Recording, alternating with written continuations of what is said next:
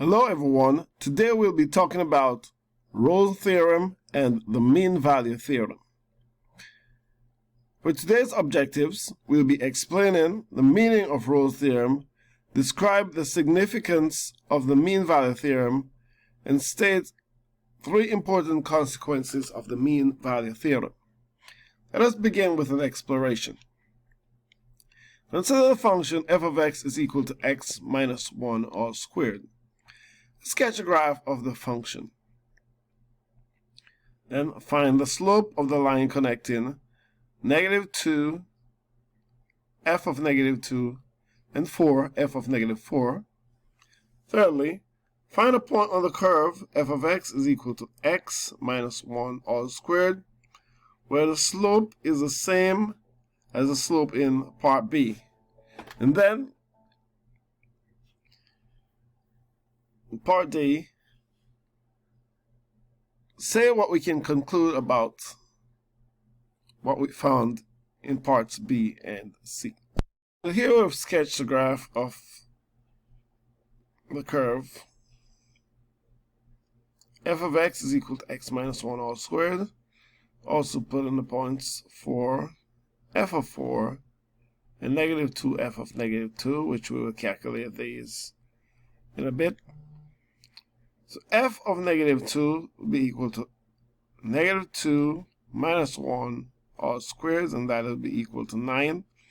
F of 4 will be equal to 4 minus 1 all squared, and that's also equal to 9. Okay, now I want to find the slope of a line between these 2 points. Okay, let's find the slope of the line between these 2 points, and let's call that slope m. So this is a line between the 2 points. Let's call that slope m. So remember, slope of a line between 2 points was, we're going to call that m, that's fine. F of the 4 minus f of negative 2 over 4 minus negative 2 be equal to 9 minus 9 over 4 minus negative 2. That's 0 over 6, and that will be equal to 0. Next step, we want to find a point whose tangent line is the same as the slope. Well, we know that the slope of the line between those 2 points will be 0. If we look at the point, if we look at the graph, there's only one other point on that graph. But slope would be a horizontal line, or slope is 0, and that is a point 1, 0. So we could find another graph, or we could take the derivative of the function itself and set the derivative equal to 0. So what we will do here, so f prime of x will be 2 times x minus 1, that's 2x minus 2, set 2x minus 2 equal to 0. 2x will be equal to 2, so x will be equal to 1. And again, it's the same point we end up by using our derivative. For part D, you might want to say something like, given 2 points in the graph, which the slope of the line connecting them, or connecting line, is 0.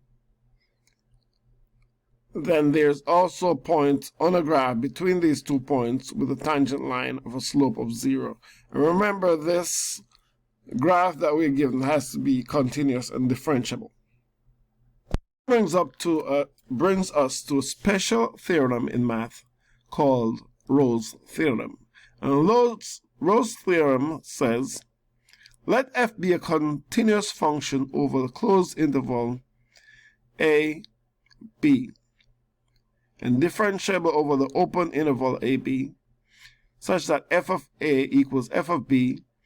Then there exists at least one c, it's an element of the interval AB, such that f prime of c is equal to 0.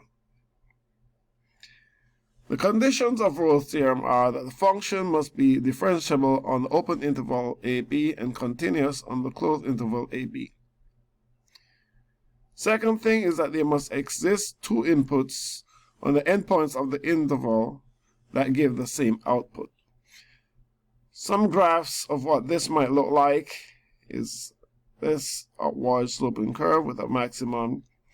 You can draw a flat horizontal secant line through it, and obviously there will be a tangent line above at the maximum. F prime of C is equal to 0. There's a point C between these 2 points A and B. Likewise, this downward sloping curve is a flat secant line between them. Also has a horizontal tangent at the minimum point, and that C is between A and B. It is possible to have more than one C's, you could call them C sub 1 and C sub 2 between them. So you could have a maximum and a minimum between 2 points on a graph that have a secant line between them that is horizontal. Okay, therefore you can end up with a maximum and a minimum between 2 points. Because according to Rolle's theorem, the function must be continuous and differentiable, there are some functions for which Rolle's theorem would not hold because they do not meet all the requirements, and one such special function is y is equal to absolute value of x, or the absolute value function. Let us practice some problems. Show that the conditions of Rolle's theorems apply in each of the following situations. Then find a C such that f prime of C is equal to 0 on the interval 1. F of x is equal to x squared plus 2x over negative 2, 0. First of all, for every function that we're given, we must check that the conditions for Rolle's theorem hold. F of x is equal to x squared plus 2x is a polynomial. That means it is continuous on the interval, the closed interval, negative 2, 0, and it is differentiable on the open interval, negative 2, 0. Next, we check the function values at the endpoints. F of negative 2 be equal to negative 2 squared plus 2 times negative 2. That would be 4 minus 4 equals 0. F of 0 be equal to 0 squared plus 2 times 0, which should be 0 plus 0, that equals 0. So the endpoints, the function values are the same. Since these conditions are met, then we know that we can apply Rolle's theorem, which says that there is some C in this interval.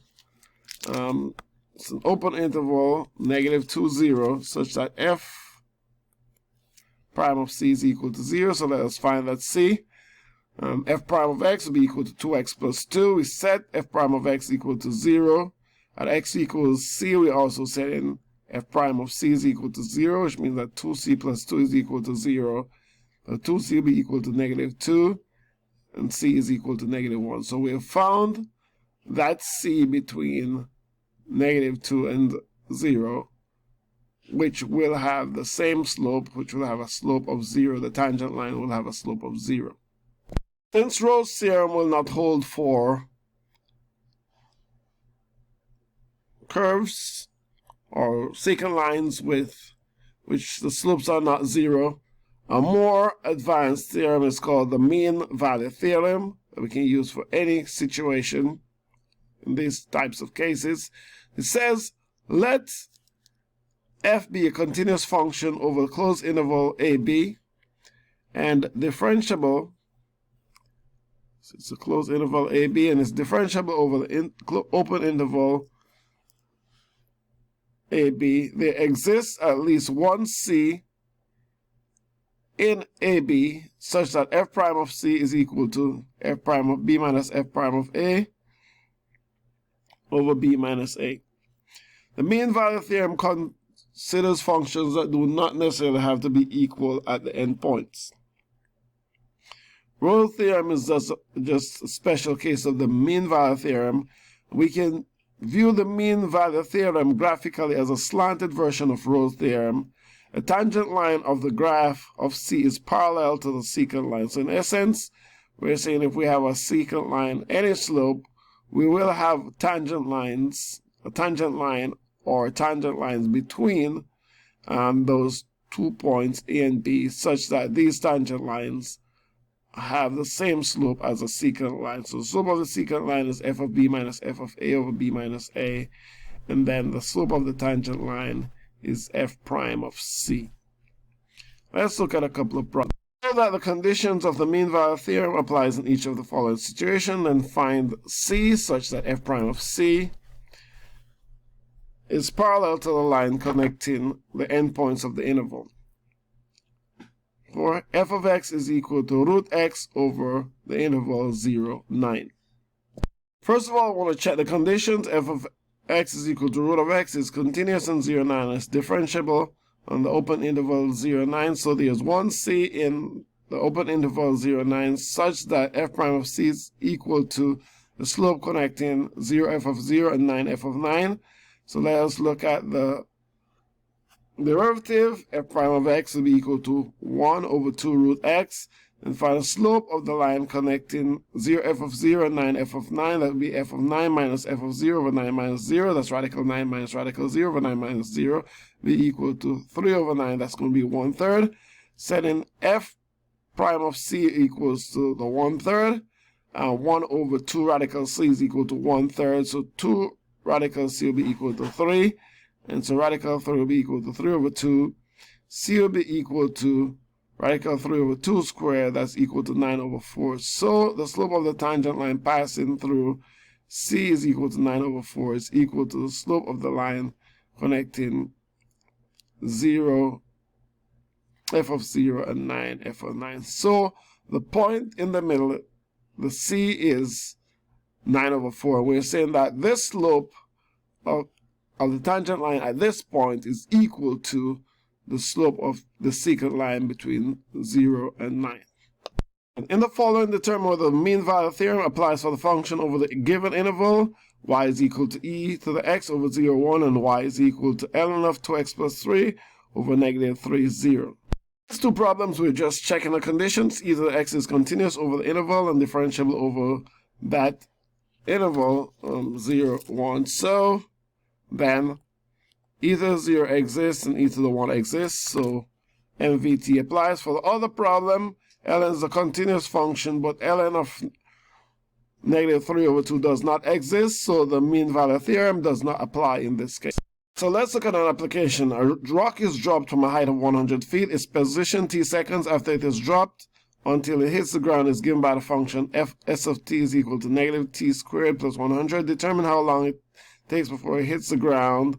Find the average time guaranteed by the mean value theorem when the instantaneous velocity is equal to the average velocity. Is equal to negative 16t squared plus 100. So at the ground level, s of t is equal to 0. We set this negative 16t squared plus 100 equals 0 and solve for t. And solving for t, we get t is equal to plus or minus 5 over 2. But t got to be greater than 0, so we choose t is equal to 5 over 2 seconds. The average velocity is s of 5 over 2 minus s of 0 over 5 over 2 minus 0. And we solve that, we get negative 40 feet per second. The instantaneous velocity is the derivative of the point, so that's s prime of t. It's going to be equal to negative 32t. We're going to set this instantaneous velocity equal to the average velocity and solve for t. So then the s prime of c is equal to s of positive 5 over 2 minus s of 0 over 5 over 2 minus 0, which we already calculated to be negative 40. So negative 32c is equal to negative 40.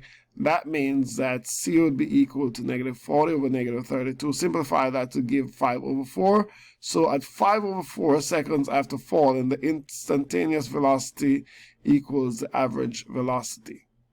Here are 3 important facts or theorems emanating from the mean value theorem. Says that functions with the derivative of 0 if f is differentiable on an interval I, f prime of c is equal to 0 for all x equals I, then f of x is equal to constant for all x is an element of I.